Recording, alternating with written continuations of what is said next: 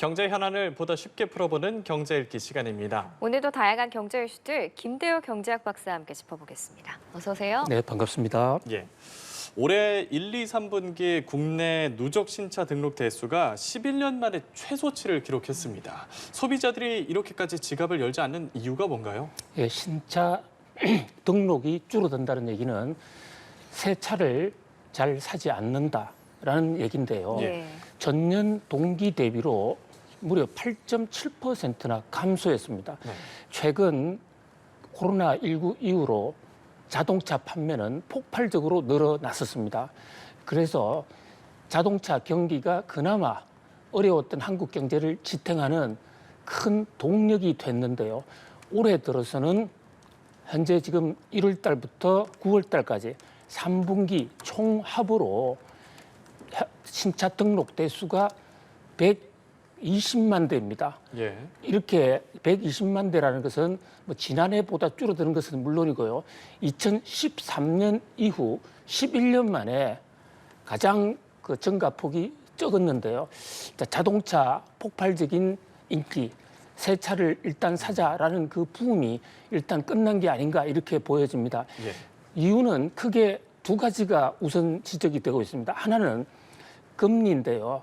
금리가 꾸준히 올라서 지금 시중금리가 한국은행이 한 번 금리를 내리긴 했습니다만 여전히 높은 상황에 있습니다. 자동차를 현금으로 전액 다 주고 사는 사람도 있지만 상당수의 사람들은 캐피탈 론을 통해서 신차를 사고 있는데 이 경우에 금리 인하 때까지 좀 기다려보자. 지금 금리가 고점인데 지금 살 필요 있느냐. 이런 어떤 금리 재테크하는 분들이 있는 것 같고요. 또 하나는 이 전기차 캐즘이라고 그래서 전기차가 한동안 굉장히 폭발적 인기를 끌었는데 지금 많은 신차를 사고자 하는 사람들이 전기차로 가야 되나? 그러고 간다면 지금이 오를까? 왜 이런 현상이 생기냐면요. 예. 전기차가 초기에는 인기가 많았습니다만 지금은 배터리 화재라든지 일부 부작용이 좀 속출되고 있고 캐즘 현상이라는 게 땅을 파고 들어가면 처음에는 굉장히 말랑말랑한 지층이 있지만 조금 뒤에는 험악한 지정도 나온다. 이게 지질학에서 나온 용어인데 예. 새 제품이 나왔을 때 초기에는 수요가 폭발적으로 늘어납니다. 그러다가 일정 기간 시즌을 거쳐서 그 이후에 이제 정상화가 되는데 지금 전 세계적으로 자동차가 폭발적인 인기에서 이제 구조적인 인기로 넘어가기 과정에서 전기차 버틀넥 캐즘에 걸려 있다라는 얘기가 나옵니다.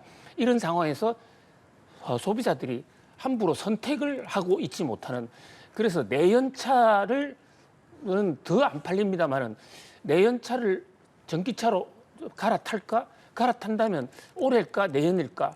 그리고 또 현재 전기차 가격이 상대적으로 내연차보다 가솔린이나 경유차보다 좀 높은 상황입니다. 그러다 보니까 이제 보조금이 앞으로 좀 더 나올지 않을까 이런 여러 가지 불확실성 속에서 판단을 못하고 있다.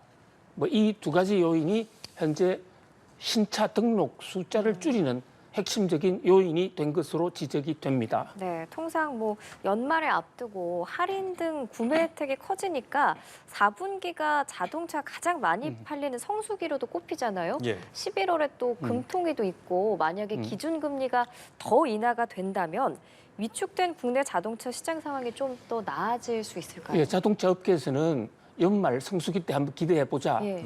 해서 나름대로 기대를 하고 있습니다만은 그러나 올해는 작년, 재작년하고 상황이 몇 가지 면에서 좀 다를 것으로 보입니다.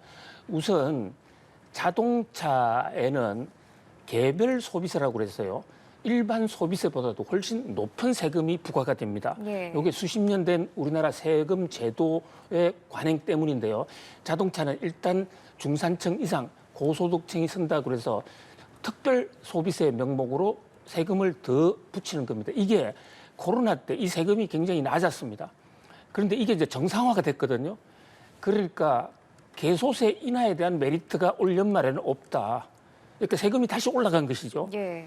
자, 그다음에 한국은행 금리 인하. 한국은행 금리 인하는 물론 자동차를 신차로 교환할 수 있는 좋은 여건의 도래라고 볼 수는 있지만 한국은행이 기준금리를 인하한다고 해서 당장에 은행의 대출 금리가 떨어지거나 캐피탈론 자동차 대출 금리까지 떨어지는 데는 여기에는 또 시차가 존재하거든요. 예. 그런 면에서 뭐 즉각적인 효과를 기대하기는 어렵다. 다만 현재 지금 뭐 일부에서 상반기에 신차가 덜 팔렸으니까 그동안에 미뤄왔던 사람들이 연말에 선물 겸 또는 연말에 어떤 자신에 대한 보상 겸해서 좀 늘어날 수도 있다. 특히 한국은행의 금리 인하 속도가 빨라진다면 거기에 따라서 저금리를 노린 수요도 좀 늘어날 것으로 보입니다만은 현재로서는 올해 연간으로 신차 등록 대수가 11년 만에 증가율이 최소폭이라는 상반기 추세와 크게 다르지 않지 않느냐 하는 전망이 더 우세합니다. 예. 알겠습니다. 주제를 좀 바꿔보겠습니다. 백종원 대표의 더본코리아의 공모주 일반 청약 경쟁률이 770대 1을 넘었습니다. 약 12조 원에 달하는 증거금이 모였는데 우선 흥행에는 성공을 했다고 볼 수 있겠죠. 예, 엄청난 경쟁률입니다. 예. 요즘 증권 시장이 좀 안 좋아요. 여러 가지로 어려운 그 터널을 지나고 있는데 네. 다른 회사들은 이렇게 상장을 하면 별로 돈이 안 몰려듭니다. 투자자도 별로 없고요. 그런데 더본코리아 무려 772대 1. 그러니까 700개 신청하면 그중에 한 명, 한 건만 당첨이 된다라는 아주 높은 경쟁률이거든요. 같은 날 IPO를 한 다른 회사들, 비교적 잘 나간다는 회사들인데 경쟁률이 4대1, 5대1 정도예요. 예. 거기에 비하면 200배 정도 높다. 정말 폭발적인 인기입니다. 그래서 현재 이 더본코리아의 청약을 신청한 개인 투자자의 경우에는 2,600만 원을 투자해야 2,600만 원당 한 건이 본인한테 돌아옵니다. 한 주가 이제 한 주가 거죠. 돌아옵니다. 그리고 만약에 뭐 7,500만 원 정도 넣었다. 예. 그러면 세 주가 돌아올 수 있죠. 예. 2,600만 원이 안 되는 사람들, 그중에 10주 이상을 신청한 사람들의 경우에는 추첨을 통해서 그중에 한 주를 받을 수가 있는데 그 확률이 그렇게 높지가 않습니다. 그래서 기본 한 주를 확실하게 받을 수 있는 최소 청약 단위 금액이 2,600만 원이다. 이렇게 볼 수 있습니다. 그만큼 와. 굉장히 인기가 높았다. 이렇게 볼 수가 있겠습니다. 그 인기가 그렇게 높은 만큼 그 주가가 공모가 2배의 시초가 달성 후에 상한가에 도달하는 그 따상이라고 하죠. 이 따상이 가능한지 여부도 관심이 쏠리고 있거든요. 어떻게 예상하세요? 예, 지금 공모가라는 게요.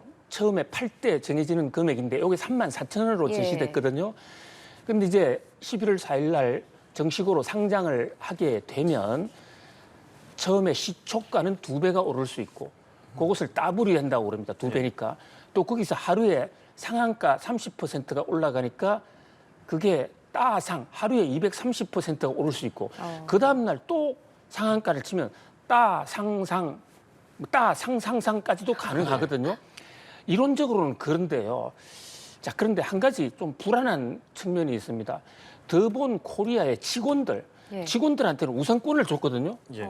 이 추첨보다도 먼저 사라. 네. 이랬는데 직원들이 안 샀어요. 그래서 미달이 됐습니다. 그러니까 이걸 보고 가장 잘 아는 최측근 직원들이 안 사? 그렇다면 이제 그 매매를 시작했을 때 새로운 신규 세력이 많이 달라붙을 수 있겠느냐 이런 우려가 나오고 있고요. 또 하나 지금 비슷한 회사, 꼭 같은 회사는 없습니다만 교촌 F&B라고 있는데 이 PER 지수라고 해서 주가와 현재 이익 규모를 비교한 건데 이게 교촌보다도 지금 더본코리아가 공모주가 더 높아요. 그러니까 물론 예. 더본코리아가 교촌보다 더 잘 되면 이거보다 주가가 올라가겠지만 예. 현재 비슷한 동종업계의 경쟁자하고 비교해 봤을 때는 뭐 크게 상상까지 갈 수 있을까? 문제는 이 백종원 씨가 미래의 영업 전망, 회사가 잘 될 것이라는 것을 보여주면 주가가 훨씬 더 올라갈 것입니다. 예. 그런데 백종원 씨가 혼자 하고 있는 사실상 이번에 이 청약 경쟁률도 백종원이라는 사람에 대한 인기 그게 편성해서 많이 왔는데 이게 개인적인 인기를 누릴 때는 굉장한 도움이 되는데 기업 경영할 때는 이게 기회이자 위기일 수가 있습니다. 만약에 백종원 오너가 건강이라도 나빠진다 그러면 더본코리아의 어떤 비즈니스 모델이 한꺼번에 무너질 수도 있거든요. 네. 막 그런 면에서 11월 초에 한번 공개 매수 시작을 한번 지켜볼 필요가 있을 것 같습니다. 예. 조금 전에 직원들이 자신들 몫으로 배정된 인수권을 포기한 부분에 대해서 얘기를 해주셨는데 네. 이게 어떤 배경인지 조금만 더 들어보고 싶네요. 예, 일단 뭐 더본 코리아가 옆에 직원들이 볼 때 네. 지금 공모가로 사면 무조건 그거보다 주가가 더 올라간다는 확신만 있으면 직원들이 빚내서라도 사지 않겠습니까? 그렇죠. 다른 회사들의 경우에는 우리 사주 같은데 대부분 배로 매진이 됐습니다. 근데 이번에는 매진이 안 되고 그중에 15만 주가 미달이 돼가 그게 개인 공모로 나왔는데요. 그런 면에서 일부 그러니까 최측근 종업원들 중에서는 잘 될까라고 하는 그 의심하는 세력이 좀 있었다고 볼 수가 있고요. 예. 이제 그보다 더 큰 것은 이게 우리 사주의 경우에는 법에 의해서 바로 팔 수가 없습니다. 네. 1년 이상은 의무 보유를 해야 되는데요. 예. 그것을 보호 예수라고 그럽니다.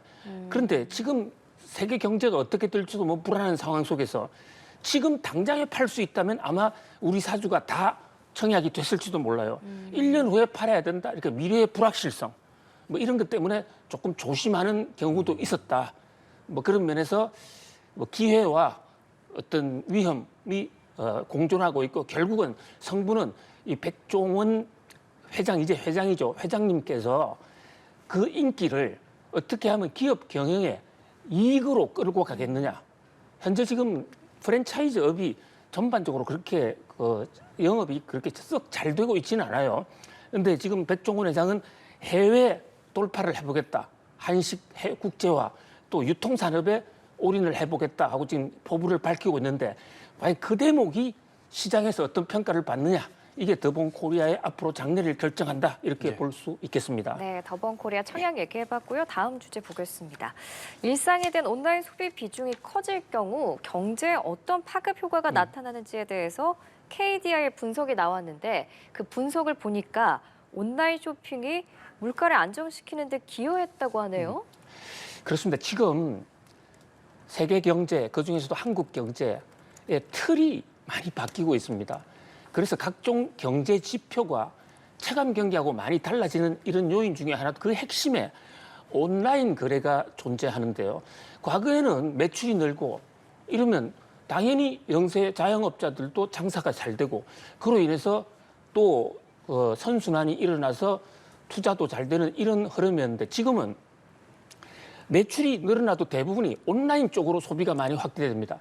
그럴 경우에 이 경제 구조적 변화에 따라서 경제가 어떻게 바뀌느냐 한국개발연구원 KDI에서 조사한 내용인데 이게 굉장히 의미심장하고 영업을 하시는 분들이나 경제를 꾸려가시는 분들은 이 조사 보고서를 상당히 좀 유의해서 보실 필요가 있을 것 같습니다. 네. 자, 이게 온라인 매출이 늘어나면 어떻게 되느냐? 이러니까 물가가 떨어진다. 왜냐하면 여기에 직접 나가서 구매하지 않아도 되고 또 온라인 간에는 경쟁이 그만큼 활성화돼 있고 예. 이러기 때문에 물가 잡는데 인플레를 억제하는 데는 온라인이 도움이 된다. 그래서 KDI는 온라인 경제 체제 변화가 물가 억제에 상당한 도움이 준다. 특히 매장을 일반 회사들이 매장을 없애도 그냥 공장에서 바로 실어내면 되지 않습니까? 네. 그래서 매매 단가, 유통 단가가 떨어지는 것이죠. 자, 그런데 문제는 이게 물가는 떨어뜨리지만 동시에 고용도 악화시킨다는 겁니다. 사람을 매장 관리할 사람이 없어져도 되지 않습니까? 네. 그러다 보니까 경제라는 게 물가만 중요한 게 아니라 물가도 중요하고 고용도 중요하고 투자도 중요하고 수출. 그래서 이걸 우리가 흔히 거시경제라고 그러는데요. 거시경제가 멀리 세상을 내다본다는 게 아니라 여러 경제 지표들이 조화를 큰 틀에서 조화를 이루어야 된다. 이래서 경제학자들이 가장 중요한 것은 거시경제 지표입니다. 네, 그런 면에서 좀 우려가 있다. 이렇게 볼 수 있습니다. 예, 알겠습니다. 오늘 경제일기 말씀은 여기까지 들어보겠습니다. 김대호 경제학 박사와 함께했습니다. 오늘 말씀 고맙습니다. 고맙습니다. 감사합니다.